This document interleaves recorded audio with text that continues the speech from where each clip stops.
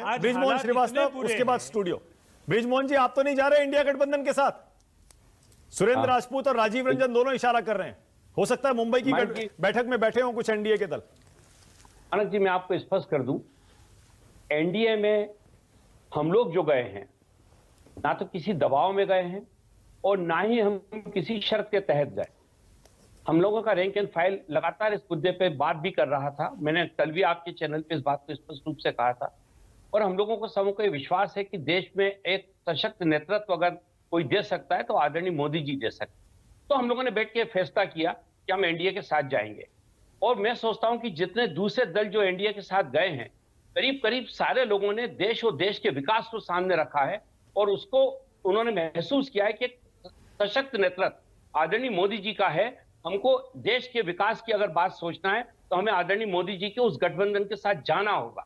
और हम लोगों ने भी फैसला इसीलिए लिया है।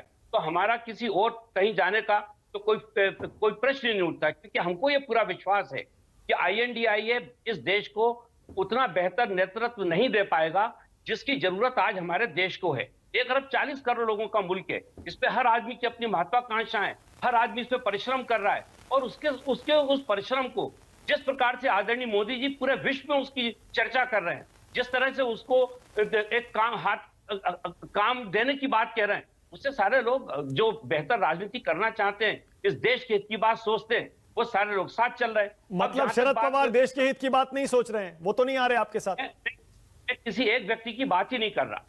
मैं सिर्फ ये बात कह रहा हूं कि हम सारे लोगों ने ऐसा सोचा।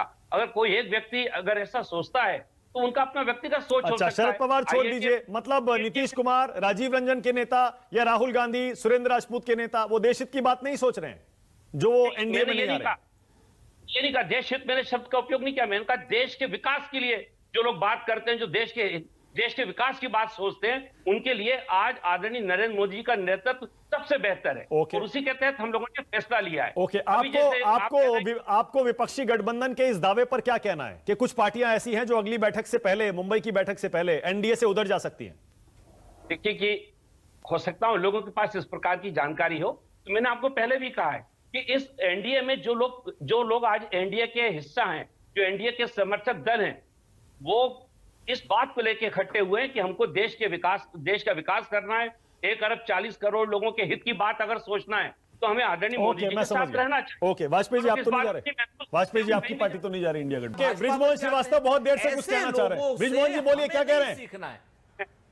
देखिए मानक जी, मैं तो सिर्फ एक छोटी सी बात कहना चाह रहा था कि बेंगलोर में जब अधिवेशन हुआ था आईएनडीआईए का, उसमें उन्होंने घोषणा की थी कि हम दिल्ली के अंदर अपना एक सेक्रेटरिएट शुरू करने वाले अति शीघ्र। आज 1 महीने से ज्यादा हो गया, सेक्रेटरिएट का अता पता नहीं है।